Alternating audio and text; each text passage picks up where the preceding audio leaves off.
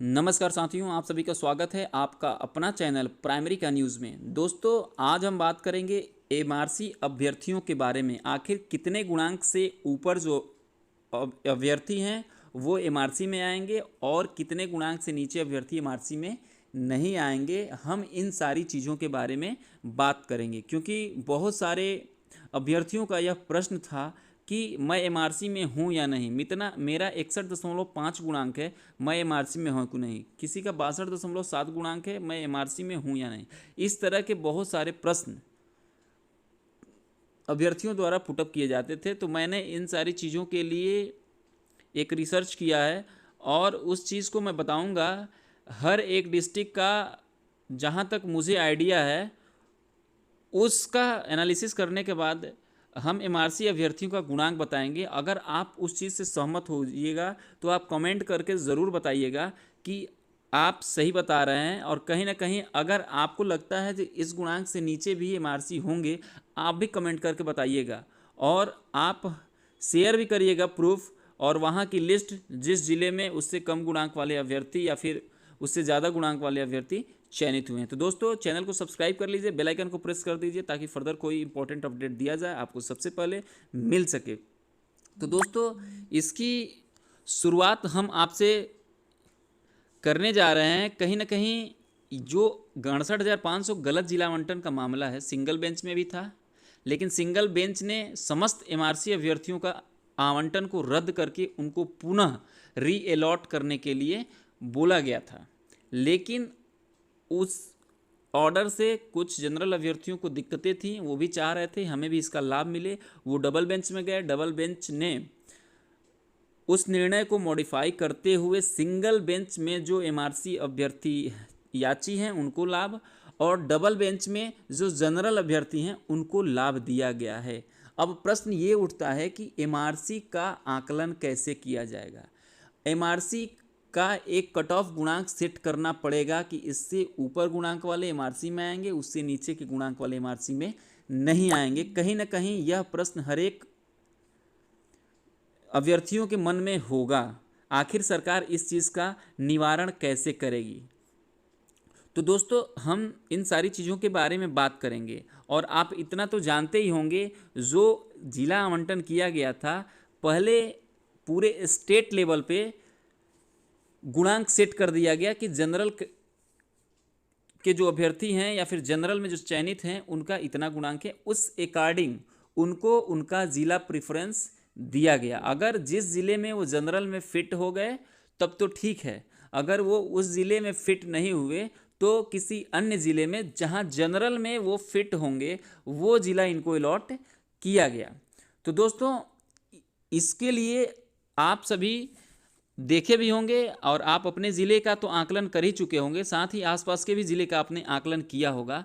आप इस चीज़ को कहीं ना कहीं ज्ञात किए होंगे और उस चीज़ को मिलाने के बाद आप कहीं ना कहीं पहुँचे होंगे कि 61.5 जिसका गुणांक है वो, या 61.5 से ऊपर जिसका गुणांक है वो एमआरसी अभ्यर्थी है।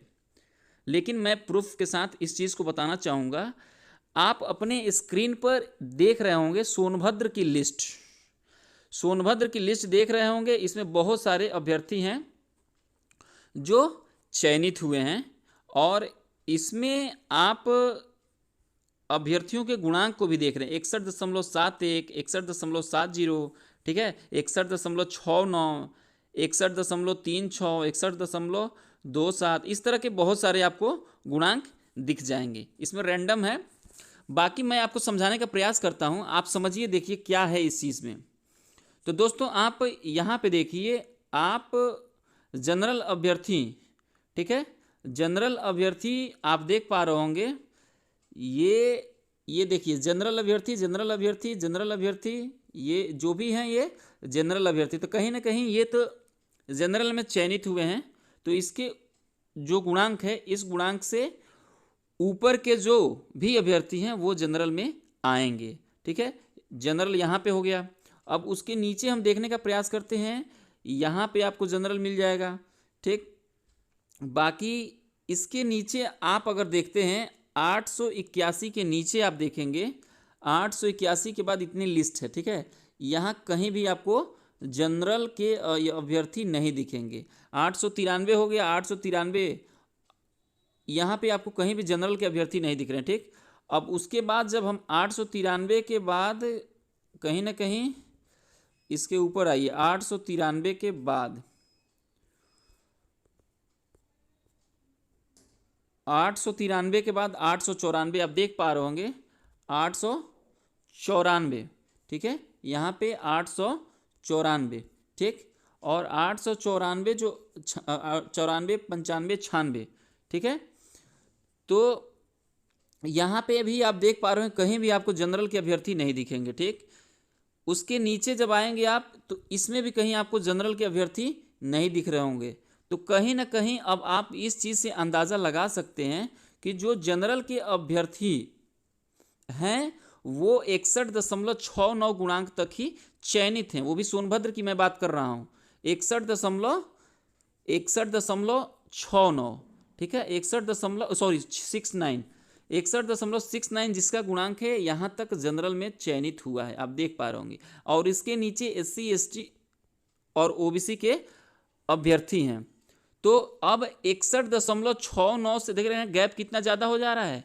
और इसके ऊपर आप अगर देखते हैं तो 61.69 पर कम से कम 10 अभ्यर्थी चयनित हैं। 61.70 पर देखिए कम से कम 10 अभ्यर्थी चयनित हैं। और 61.71 पर देखेंगे तो कम से कम 10 अभ्यर्थी चयनित हैं। तो कहीं ना कहीं यहाँ पे गैपिंग जो है, यहाँ पे आपको जो 61.69 के नीचे आपको जो गैपिंग यहाँ पे दिख रही होगी 61.69 और 61.55, तो कहीं ना कहीं यह